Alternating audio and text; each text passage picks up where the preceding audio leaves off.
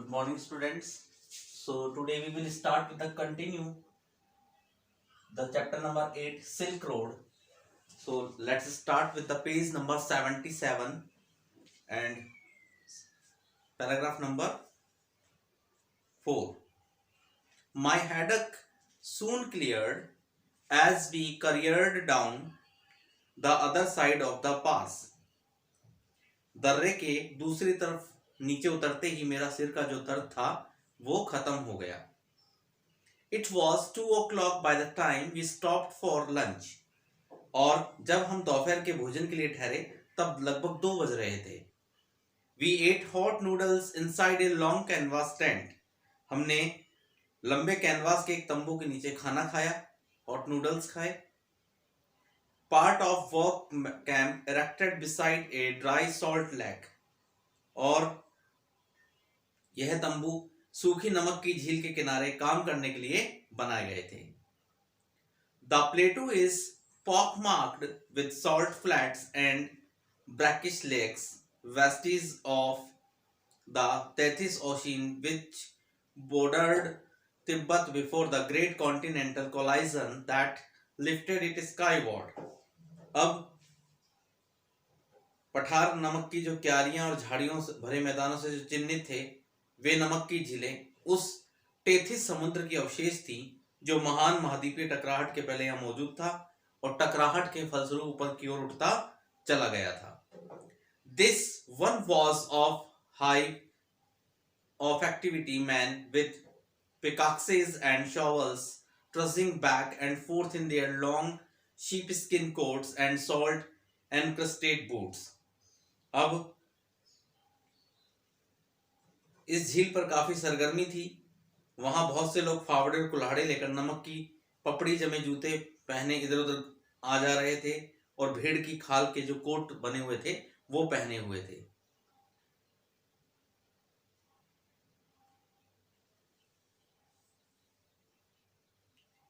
This all wore sunglasses against the glare as a steady stream of blue trucks emerged from the blindingly white lake laden with piles of salt. और धूप की चमक से बचने के लिए सभी ने धूप चश्मे पहन रखे थे. जैसे ही आंखों को चकाचौंध कर देने वाली सफेद नमक की झील से पहले नीले ट्रकों की लाइन निकल रही थी, उन सब में नमक के ढेर लगे हुए थे. By late afternoon we had reached the small town of Hor.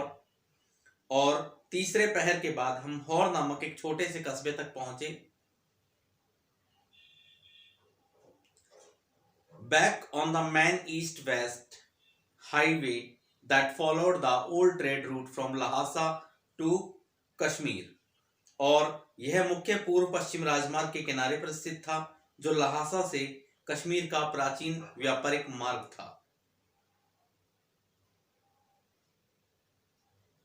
Daniel, who was returning to Lhasa, found a ride in a truck to Zaitan and I bade him farewell outside a tire repair shop.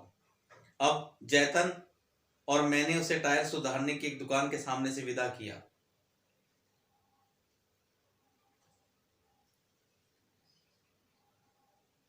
We had suffered 2 punctures in quick succession on the drive down from the Salt Lake and Zaitan was eager to have them fixed since they left him with no spares.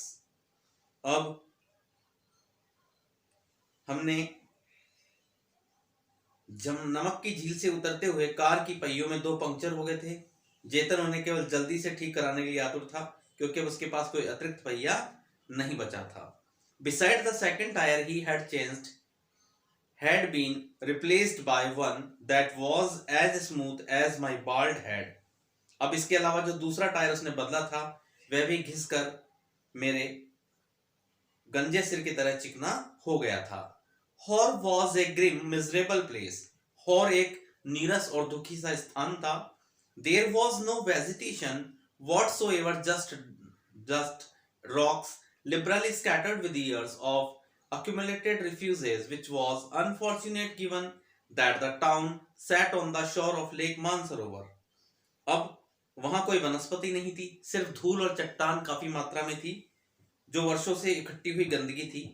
और सबसे दुर्भाग्यपूर्ण बात यह थी कि यह कस्बा मानसरोवर के किनारे पर स्थित था, जो तिब्बत की सबसे पवित्र और सम्मानित झील थी। Tibet most ventilated stretch of water, और तिब्बत की जो सबसे पवित्र सम्मानित झील थी। Ancient Hindu and Buddhist cosmology pinpoints Mansarovar as the source of four great Indian rivers, the Indus, the Ganges, the Sutlej and the Brahmaputra. अब प्राचीन हिंदू और बौद्ध भूगोल के अनुसार मानसरोवर झील से 4 नदियां निकलती थी, सिंधु, गंगा, सतलुज और Brahmaputra. The actually only the Sutlej flows from the lake, but the headwater of the others all rise nearby on the flanks of Mount Kailash. अब अन्य सभी नदियों के स्रोत भी कैलाश पर्वत के आसपास ही है और सतलुज मानसरोवर से निकलती है। We were within striking distance of the great mountain and I was eager to forge ahead. अब हम उस महान पर्वत के काफी नजदीक आ पहुंचे थे और मैं आगे बढ़ने के लिए आतुर था। But I had to wait. जैतन told me to go. लेकिन मुझे इंतजार करना पड़ा। जेतन ने मुझे कहा to go and drink some tea in Only's cafe, which, like the other building in town, was constructed from badly painted concrete and had 3 broken windows. अब जेतन ने मुझे हॉर कस्बे के एकमात्र कैफे में चाय पीने के लिए कहा, जो हॉर के अन्य सभी भवनों की तरह भद्दे रंग की कंक्रीट से बना था और उसमें 3 टूटी हुई खिड़कियां थी। The good view of the lake through one of them helped to compensate for the drought.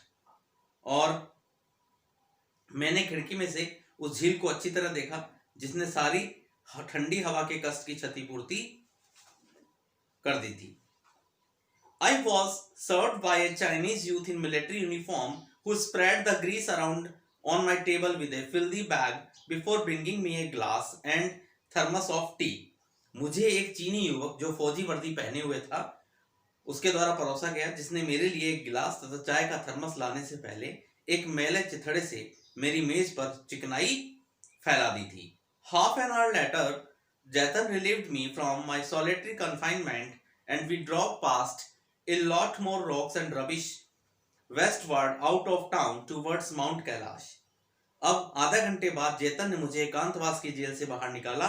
हम और अधिक चट्टानों की ओर गंदगी से गुजरते हुए कस्बे से बाहर पश्चिम की ओर कैलाश पर्वत की तरफ बढ़ने लगे।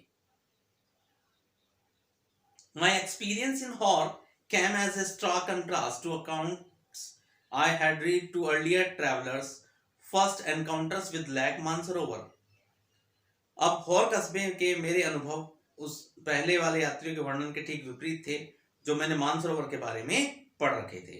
एकाएक Kawaguchi, a Japanese monk who had arrived there in 1900, was so moved by the sanctity of the lake that he burst into tears. अब एकाएक कावागुची, जो एक जापानी सन्यासी थे, वे 1900 ईस्वी में आए थे और झील की पवित्रता से इतने अभिभूत हो गए कि वो अपने आंसुओं को नहीं रोक पाए। A couple of years later, कुछ सालों के बाद, the hallowed waters had a similar effect on Seven Heading, a Swede who hasn't drawn a sentimental outburst. और कुछ साल बाद वे पवित्र झील के पानी पर स्वेस हेडिन ने ठीक वैसा ही असर किया जो एक स्वीडन नागरिक थे और भावुकता प्रकट करने से दूर रहते थे। So this was the complete first part of the chapter. The remaining part of the chapter we will continue with the next video. If you have any doubt or any confusion in this part, then you can contact to me on my personal number. Till then, thank you very much.